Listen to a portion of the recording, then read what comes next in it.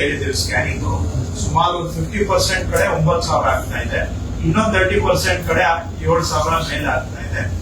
ಒಂದು 20% ಕೇಸಸ್ ಅಲ್ಲಿ ಬಿಲೋ 7,000 ಆಗ್ತಾ ಇದೆ. ಅವ್ರಿಗೆಲ್ಲ ನೋಟಿಸ್ ಕೊಡೋದಕ್ಕೂ ಹೇಳಿದ್ವಿ. ಬೆಂಗಳೂರು ಅರ್ಬನ್ ಬಹಳ ನಾವು ಇದೆಲ್ಲ ಆಡಳಿತ ವ್ಯವಸ್ಥೆ ಬೇರೆ ಇನ್ನೂ ಸ್ವಲ್ಪ ಸಮಸ್ಯೆ ಜಾಸ್ತಿ ಇದೆ. ಟೆಕ್ನಾಲಜಿ ಅಡಾಪ್ಟೇಷನ್ ರಿಪೇರಿ ಮಾಡ್ತೀವಿ.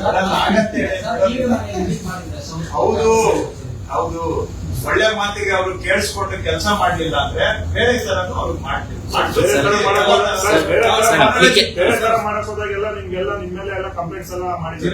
ಆಗ್ಲಿಯಪ್ಪ, ಏನಪ್ಪ ಇರೋದು ಕೆಲಸ. ಜನ ನಾವು ನೀನ್ ಕೂರಿಸಿದ್ದಾರೆ, ಪಕ್ಷ ಕುಂದಿಸಿದ್ದಾರೆ, ಜನ ಕೆಲಸ ಮಾಡಿ ಅಂತ ಕೂರಿಸಿದ್ದಾರೆ. ಇದ್ದಷ್ಟು ನಾವು ಕೈಲಾದಷ್ಟು ಜನಗಳ ಕೆಲಸ ಮಾಡೋದಕ್ಕೆ ಸ್ವಲ್ಪ ಸಮಸ್ಯೆಗಳು ಬಂದ್ರು ಕೂಡ ಎದುರಿಸೋದು ಇರ್ಬೇಕು. ನಾವು ಸರ್ ಆನ್ಲೈನ್ ಅಪ್ಲಿಕೇಶನ್ ಹಾಕ್ಬೇಕಾದ್ರೆ ಡಾಕ್ಯುಮೆಂಟ್ ಏನಾದ್ರು ಕೊಡ್ಬೇಕಂದ್ರೆ ಆಧಾರ್ ಕಾರ್ಡ್, ಆಧಾರದ್ದು ನಂಬರ್ ಏನ್ ಮಾಡಿ ಸರ್ ತಾವು ಟೆಕ್ನಾಲಜಿನ ಅಪ್ಗ್ರೇಡೇಷನ್ ಮಾಡಿದ್ದೀವಿ. ನೋಡಿ ಈಗ 1 ತಿಂಗಳಿಂದ ಪೈಲಟ್ ಓಡಿಸಿದೀವಿ, ಇನ್ನೊಂದು 2 ತಿಂಗಳು ಓಡಿಸೋಣ. ಈಗ ಆಮೇಲೆ ಇನ್ನೇನಾದ್ರೂ ಇದ್ರೆ ನೀವು ಜನಗಳಿಂದ ರೆಸ್ಪಾನ್ಸ್ ತಗೊಳ್ಳಿ. ಈ ಸಿಸ್ಟಮ್ ಯಾರು ಮಾಡಿಲ್ಲ, ನಾವೇ ಫಸ್ಟ್ ಮಾಡ್ತಾ ಇದ್ದೀವಿ ಸರ್. ಲರ್ನಿಂಗ್ ನೋಡ್ಕೊಂಡು ಇಂಪ್ರೂವ್ಮೆಂಟ್ ಮಾಡೋಣ ಸರ್. ಈಗ ಟೆಕ್ನಾಲಜಿನ ಅಡಾಪ್ಟೇಷನ್ ಮಾಡಿ ಇದೆಲ್ಲ ಮಾಡಿದ್ರೆ, ಬಟ್ ಏನಾದ್ರು ಪ್ರಾಬ್ಲಮ್ ಆಗಿದೆ, ಸರ್ವರ್ ಪ್ರಾಬ್ಲಮ್, ಇಲ್ಲ ಇದರಲ್ಲಿ ಇನ್ನೂ ಬಂದಿಲ್ಲ. ಇದರಲ್ಲಿ ಸಮಸ್ಯೆ ಆಗಿಲ್ಲ ಸರ್. ಇದರಲ್ಲಿಲ್ಲ, ಒಂದು ಸ್ವಲ್ಪ ಸಾಫ್ಟ್ವೇರ್ ಇಶ್ಯೂ ಒಂದು 61 ತಾಲೂಕಲ್ಲಿ ಬಂದಿದೆ. ಬಟ್ ಇಶ್ಯೂ ಮಾಡಿದ್ದೆ, ಅದು ಟೆಂಪ್ರರಿ ಪ್ರಾಬ್ಲಮ್. 4-5 ದಿನದಿಂದ ಪ್ರಾಬ್ಲಮ್ ಇದೆ. 61 ತಾಲೂಕಲ್ಲಿ ಓಕೆ. ಇನ್ನ ಮುಂದೆ ನಮ್ಗೆ ಇನ್ನ ಬಹಳ ಮುಖ್ಯವಾಗಿ ನಾವು ರಾಜ್ಯದಲ್ಲಿ ಹಿಂದೆನೂ ಕೂಡ ಹೇಳಿದ್ವಿ, ಏನು ಹಿಂದೆ ಸರ್ಕಾರದಿಂದ ಮಂಜೂರಾಗಿರುವ ಜಮೀನುಗಳು, ದರಖಾಸ್ತಲ್ಲಿ ಮಂಜೂರಾಗಿರುವ ಜಮೀನುಗಳು 50-60 ವರ್ಷ ಆದ್ರೂ ಕೂಡ ಅವು ಪೋಡಿ ಆಗಿಲ್ಲ ಜನಗಳಿಗೆ. ಸೊ ಅವುಗಳನ್ನ ಪೋಡಿ ಮಾಡಬೇಕು ಅಂತ ಈಗ ಕೈಗೆತ್ತಿಕೊಂಡಿದ್ದೇವೆ. ನಿಮಗೂ ನಾನು ಈ ಹಿಂದೆ ಹೇಳಿದ್ದೇನೆ, 3 ವರ್ಷದ ಅವಧಿಯಲ್ಲಿ ತಗೊಂಡ್ರೆ ಎಷ್ಟು ಸರ್ಕಾರದಿಂದ ಮಂಜೂರಾಗಿದ್ದಂತಹ ಜಮೀನುಗಳು ದರಖಾಸ್ತು ಪೋಡಿ ಆಗಿದೆ ಅಂದ್ರೆ 3 ವರ್ಷದಲ್ಲಿ 5,801 ಪ್ರಕರಣ ಆಗಿತ್ತು. ಇದು ಸುಮಾರು ಬಾಕಿ ಇದಾವೆ. ದರಖಾಸ್ತಲ್ಲಿ ಸರ್ಕಾರದಿಂದ ಮಂಜೂರಾದಂತಹ ಜಮೀನುಗಳು ಪೋಡಿ ಆಗದೆ ಉಳಿದಿರ್ತಕ್ಕಂಥ ಇವುಗಳನ್ನೆಲ್ಲ ಸರ್ಕಾರನೇ ಪೋಡಿ ಮಾಡಿಕೊಡ್ಬೇಕು. ಅವರು ಬಂದು ನಮ್ಗೆ ಅರ್ಜಿ ಕೊಟ್ಟು ಮಾಡಿಸ್ಕೊಳ್ಳೋ ಸಿಸ್ಟಮ್ ಇರಬಾರದು ಅಂತ ಹೇಳಿ ನನ್ನ ಭೂಮಿ ಅಂತ ದರಖಾಸ್ತು ಪೋಡಿ ಅಭಿಯಾನವನ್ನ ರಾಜ್ಯದಲ್ಲಿ ಆರಂಭ ಮಾಡಿದ್ದೇವೆ. ಇದರಲ್ಲಿ 3 ವರ್ಷದಲ್ಲಿ 5,800 ಆಗಿತ್ತು. ಈಗ ನಾವು ಇದನ್ನ ಡಿಸೆಂಬರ್ ಇಂದ ಆರಂಭ ಮಾಡಿದ್ದೇವೆ. ಕಳೆದ 7 ತಿಂಗಳಲ್ಲಿ ಈಗ 1,04,222 ಮಂಜೂರಿದಾರರದ್ದು ಜಮೀನುಗಳನ್ನ ನಾವೀಗ ಅಳತೆಗೆ ಕೈಗೆತ್ತಿಕೊಂಡಿದ್ದೇವೆ. 1,04,222. ಇದನ್ನ ಆರಂಭ ಮಾಡಿದಾಗ ನಮ್ಮ ವಿರೋಧ ಪಕ್ಷದವರು ಹೇಳಿದ್ರು, ನೀವು ಮಾಡಕ್ ಸಾಧ್ಯನೇ ಇಲ್ಲ ಅಂತ. ಯಾಕಂದ್ರೆ ಅವ್ರ ಟೈಮಲ್ಲಿ ವರ್ಷಕ್ಕೆಲ್ಲ ಸೇರಿಸಿದ್ರೆ 1,000 ಆಗ್ತಾ ಇಲ್ಲ, ಇಡೀ ವರ್ಷದಲ್ಲಿ 1,000 ಆಗ್ತಾ ಇಲ್ಲ. ಆಮೇಲೆ ಒಬ್ಬೊಬ್ಬರು ಒಂದೊಂದು ಪೋಡಿ ಮಾಡಿಸ್ಕೋಬೇಕು ಅಂದ್ರೆ ಅದಕ್ಕೆ ಏನೆಲ್ಲ ಇದೆ ಹಿಂದೆ ಇತ್ತು, ನಾನು ಹೇಳಿಕ್ ಹೋಗೋದಿಲ್ಲ. ಈಗ ಹೇಳ್ಬಾರ್ದು ನಾವು ಈ ಸ್ಥಾನದಲ್ಲಿ ಕೂತಿರೋರು. ಈಗ ಅಂತದ್ರಲ್ಲಿ ವರ್ಷಕ್ಕೆ 1,000 ಆಗ್ತಾ ಇತ್ತು ಅಂತದ್ದು ಈಗ 1,04,222 ಕೋಟಿಗೆ ಕೈ ಎತ್ಕೊಂಡಿದ್ದೀವಿ. ಈಗ ಸೊ ಇವುಗಳನ್ನೆಲ್ಲವನ್ನು ಕೂಡ ಇನ್ನೊಂದು 6 ತಿಂಗಳಲ್ಲಿ ಪೋಡಿ ಮಾಡಿಕೊಡ್ಬೇಕು ಅಂತ ನಾನು ಸೂಚನೆ ಕೊಟ್ಟಿದ್ದೆ. ಈಗ ಆಲ್ರೆಡಿ ಇದ್ರ ಪೈಕಿ ಒಂದು 20,000 ಕೋಟಿ ಆಗೋಗಿದೆ. ಇನ್ನ ಬ್ಯಾಲೆನ್ಸ್ ಇರೋದನ್ನ ಈಗ ಎಲ್ಲರಿಗೂ ಒಂದು ಟ್ರಯಲ್ ಆಗಿದೆ, ಅನುಭವ ಆಗಿದೆ. ಅದರ ಆಧಾರದಲ್ಲಿ ಇನ್ನು 6 ತಿಂಗಳಲ್ಲಿ ಇಷ್ಟು ಮುಗಿಸ್ಬೇಕು. ಬಟ್ ಇನ್ನೂ ಒಂದು 50-60 ಸಾವಿರ ಬರುತ್ತೆ. 1,04,000 ಆಗಿದೆ. ಇನ್ನು ನನ್ನ ಪ್ರಕಾರ ಇನ್ನೂ ಒಂದು 50,000ದಿಂದ 80,000ವರೆಗೂ ಇನ್ನೂ ನಾವು ಕೋಡಿಗೆ ಮಾಡ್ತಾ ಇದೀವಿ. ಆ ಕೆಲಸ ರೆಡಿ ಆಗ್ತಾ ಇದೆ.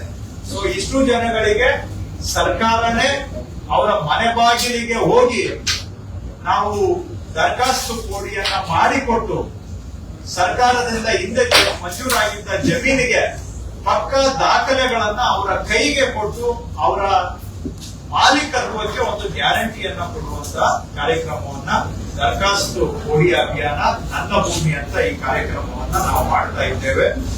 ಇನ್ನು ಉಳಿದಾಗೆ ಕ್ವಿಕ್ ಆಗಿ ಹೇಳೋದಾದ್ರೆ, ಅನೇಕ ಬಾರಿ ನಿಮ್ಮ ಹತ್ರ ಹೇಳಿದ್ದೇನೆ, ತಹಶೀಲ್ದಾರ್ ಕೋರ್ಟ್ ಅಲ್ಲಿ ಮೊದಲು ನಮ್ಮ ಸರ್ಕಾರ ಬಂದಾಗ ಅವಧಿ ಮೀರಿದಂತ ಕೇಸುಗಳು ಬಾಕಿ ಇದ್ದವು, ಪೆಂಡಿಂಗ್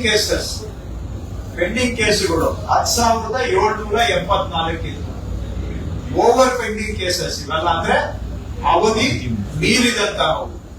ಇವತ್ತು ಅದು ಬಾಕಿ ಇರೋದು 457 ಕೇಳಿಸಿದೆ. 10,774 ಇತ್ತು. ಇವತ್ತು ಅವಧಿ ಮೀರಿದಂತ ಪ್ರಕರಣ ಬಾಕಿ ಇರೋದು 457. ಎಸ್ಟೇಟ್ ಇಡೀ ಸ್ಟೇಟ್.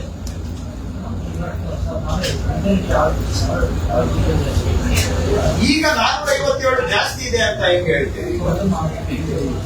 ಅಲ್ಲೊಂದು ಏನಾಗುತ್ತೆ, ಈ 457 ಯಾಕಿದೆ ಸರ್? 10,777 ಇದು ನೀವು ಜಾಸ್ತಿ ಅಂತೀರಾ?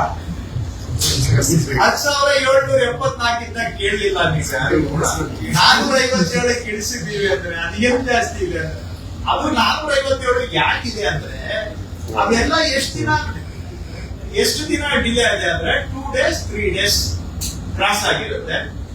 ನಾನು ತಹಶೀಲ್ದಾರ್ಗೆ ಕೇಳಿದೆ, ಯಾಕಪ್ಪ 2-3 ದಿನಕ್ಕೆ ಅಂತ. ಸರ್ ನೀವು ಹೋಗಿದ್ದೆ ಸರ್ ಅದು ಟ್ರಾನ್ಸ್ಫರ್ ಆಗಿದೆ ಸರ್, ಈ ಕಾರಣಕ್ಕೆ ಅಲ್ಲೊಂದು ಇನ್ನೊಂದು ಕೇಸು 240 ತಾಲೂಕಿದೆ. ಒಂದು ತಾಲೂಕಲ್ಲಿ ಒಂದು ಕೇಸು 2 ದಿನಕ್ಕೆ ಹಿಂಗಾದ್ರೂ ಕೂಡ ಅಷ್ಟೇ. ಇವ್ಯಾವ ಇದು ಅವಧಿ ಎಷ್ಟು ದಿನಕ್ಕೆ ಮೀರಿದೆ ಅಂತ ನೋಡಿದ್ರೆ 2 ದಿನ ಅಥವಾ 3 ದಿನ ಅವಧಿ ಮೀರಿದೆ ಅಷ್ಟೇ.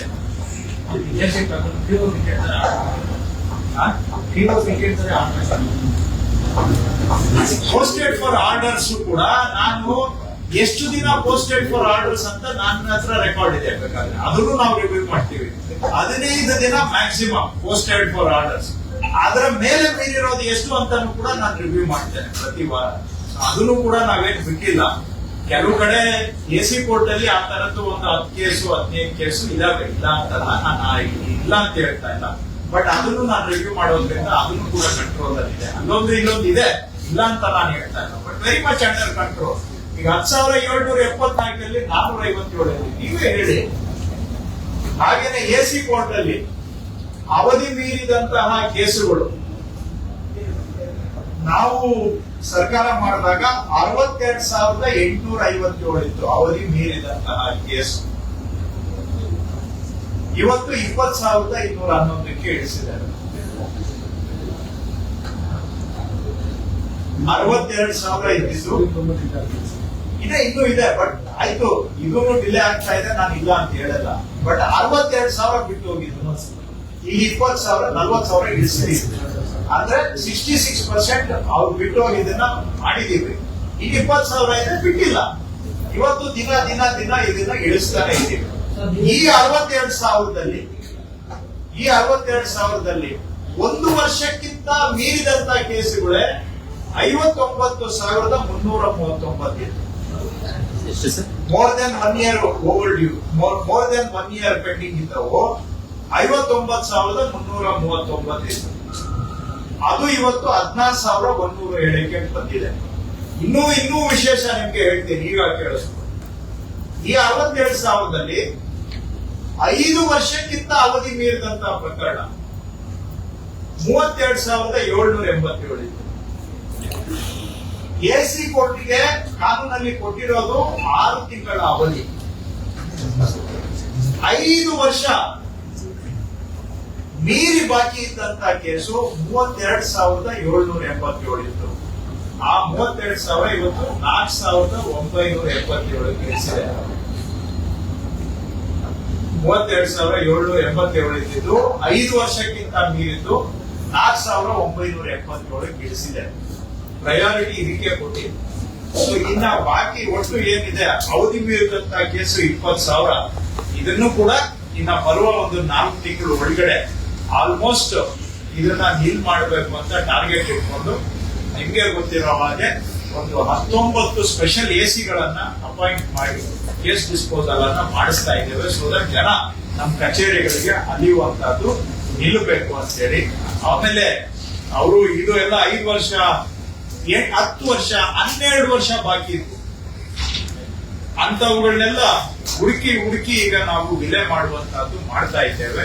ಸೊ ಇದನ್ನು ಕೂಡ ಆದಷ್ಟು ತ್ವರಿತವಾಗಿ ಬ್ಯಾಲೆನ್ಸ್ ಇರತಕ್ಕಂಥವು ವಿಲೆ ಮಾಡಬೇಕು ಅಂತ ಹೇಳಿದ್ದೇನೆ. ಇಷ್ಟು ಕೆಲವೊಂದು ವಿಷಯಗಳು ಮಾತ್ರ ನಮ್ಮ ಜೊತೆಗೆ ಇನ್ನು ಉಳಿದಿದ್ದ ಎಲ್ಲ ಸಬ್ಜೆಕ್ಟ್ ಮಾಡಿದ್ದೀವಿ. ಹೌದು ಸರ್, 62,000 ಬಿಟ್ಟಿದ್ರು ಸರ್. ಹೆಚ್ಚಿನ ವಿಡಿಯೋಗಳಿಗೆ ಪ್ರತಿಧ್ವನಿ ಯೂಟ್ಯೂಬ್ ಚಾನೆಲ್ ಸಬ್ಸ್ಕ್ರೈಬ್ ಮಾಡಿ, ಬೆಲ್ ಐಕಾನ್ ಕ್ಲಿಕ್ ಮಾಡಿ.